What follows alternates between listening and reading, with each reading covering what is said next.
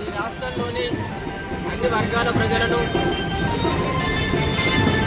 అన్ని స్థాయిలలో మోసం చేసిన ముఖ్యమంత్రి ఎవరైనా ఉన్నారంటే రేవంత్ రెడ్డి.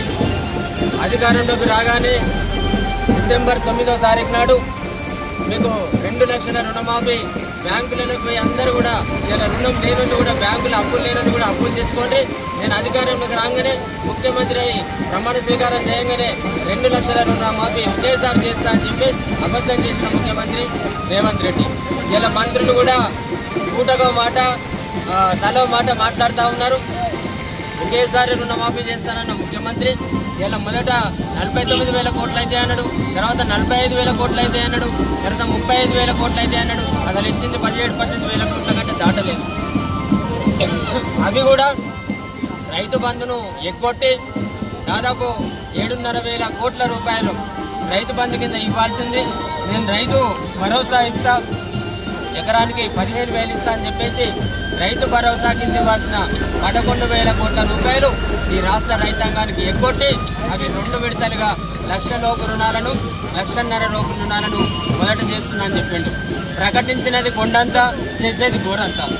ఇలా అధికారంలోకి రాగానే పెన్షన్లు 2 చేస్తానని చేసి మోసం చేసిండు. ఇలా వృద్ధులను వికలాంగులను మోసం చేసిండు. అట్లాగే మా ఆడబిడ్డలకు అక్క చెల్లెళ్ళందరికీ కూడా మీ ఇంటింటికి ప్రతి ఒక్కరికి కూడా 2,500 రూపాయలు ఇస్తా, మీకు ఆసరాగా ఉండే ఒక అన్నలాగా తమ్ముళ్ళలాగా అని చెప్పేసి ఇలా మా ఆడబిడ్డలను మోసగించిన వ్యక్తి ముఖ్యమంత్రి రేవంత్ రెడ్డి. అట్లాగే మీరు పండించిన ధాన్యానికి ప్రతి క్వింటాలు కూడా 500 రూపాయల బోనస్ ఇస్తా అని చెప్పేసి అబద్ధాలు చెప్పిన మోసం చేసిన మా ముఖ్యమంత్రి రేవంత్ రెడ్డి.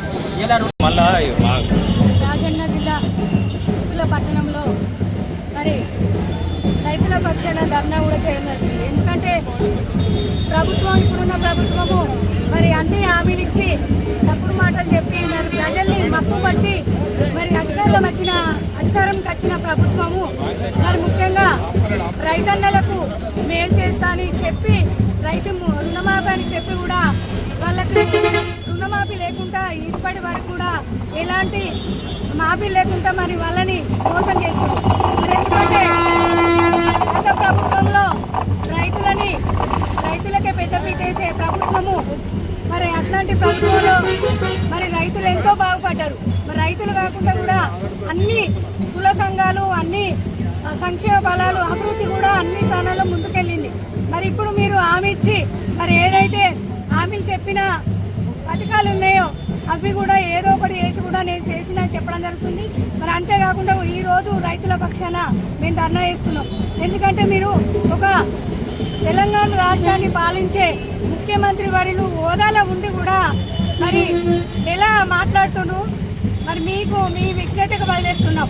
ఎందుకంటే ఒక మంచి పనులు చేసిన ఒక వయసుకు పెద్ద ఒక ఆయన గౌరవం లేకుండా అగోదేపరిచేలాగా మాట్లాడుతుండు. అది మీకే మీ విజ్ఞతకి వదిలేస్తున్నాము. అంతేకాకుండా ఈరోజు మరి రైతుల పక్షాన మరి రైతులకు ఎలాంటి హామీ ఇచ్చిరో అవి వెంటనే అమలు చేయాలని రైతు పక్షాన మేము కోరుకుంటున్నాము. మరి సిరిసిల్ల పట్టణంలో చేనేత కార్మికులు, పౌరులు మరి వీళ్ళకు కూడా మరి రైతు ఎంత ముఖ్యమో చేనేత కూడా అంతే ముఖ్యము. ఇవి 2 దృష్టిలో పెట్టుకొని మీరు మా సిరిసిల్ల పట్టణాన్ని యావత్ తెలంగాణ రాష్ట్రాన్ని కాపాడాలి అని మా బీఆర్ఎస్ పార్టీ పక్షాన మేము